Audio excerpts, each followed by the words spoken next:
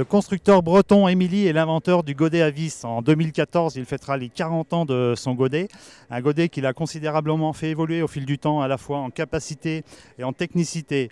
La preuve au space, en l'espace de 10 ans, le constructeur a obtenu pas moins de 11 trophées. Cette année, il est primé pour Émilie Connect, rencontre avec Bruno Perron, directeur commercial et marketing chez Émilie. Les godets et Émilie fêteront l'année prochaine leurs 40 ans. Quel est aujourd'hui le matériel emblématique que vous distribuez en France? Le Mélodis, qui existe maintenant chez nous depuis 4 ans, est un godet qui se vend beaucoup puisque les éleveurs veulent vraiment aller vers des rations complètes. Des mélanges maïs, herbes, concentré, pulpe, de la fibre. On dispose en fait d'un Mélodis mais avec deux types de mélangeurs. Le mélangeur 50 qui permet de mélanger jusqu'à 50% d'herbes ensilées avec du maïs par exemple.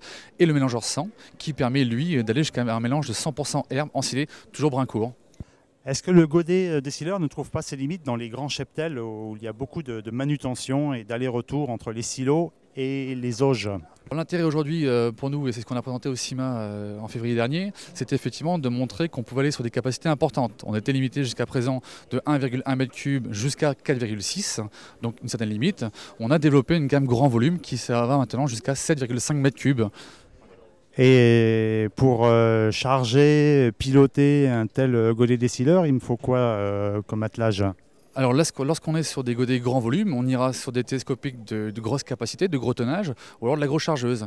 L'intérêt, comme on le disait tout à l'heure, c'est d'avoir un seul engin porteur qui permettra effectivement, en faisant 2-3 tours parfois, de servir et de nourrir des gros cheptels, des gros troupeaux. Qu'est-ce que ne fera jamais un godet décileur?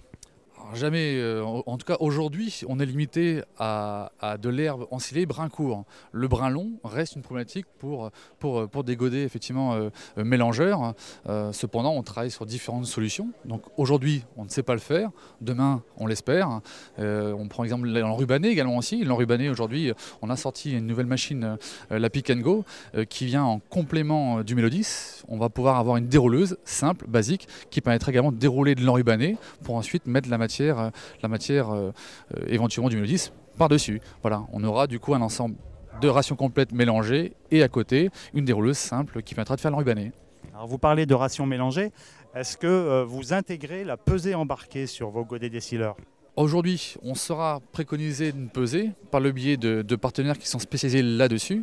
On ne va pas équiper directement le godet de la pesée. Aujourd'hui, on charge en reprise, en but.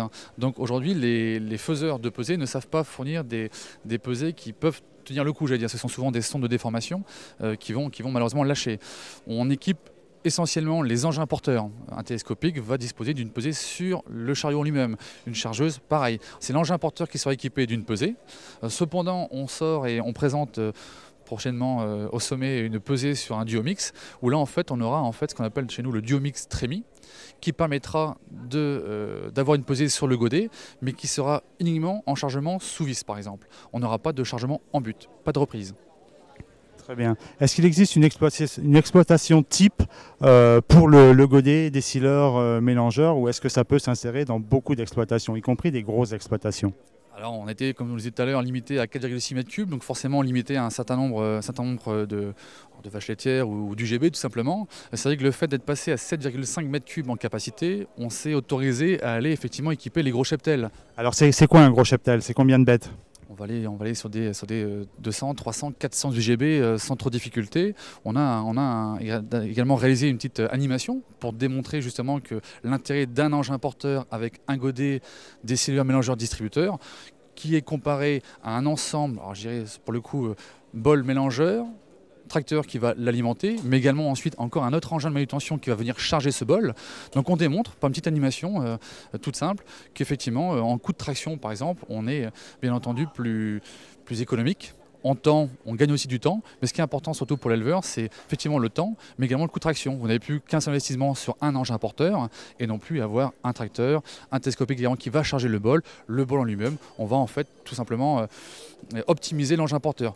Engin porteur qui, en plus de faire du mélange, etc., pourra aussi être équipé d'une balayeuse, d'une pailleuse, qui va vraiment être le porte-outil par excellence. Le tout en Émilie, bien entendu. Bruno Perron, je vous remercie. Merci à vous.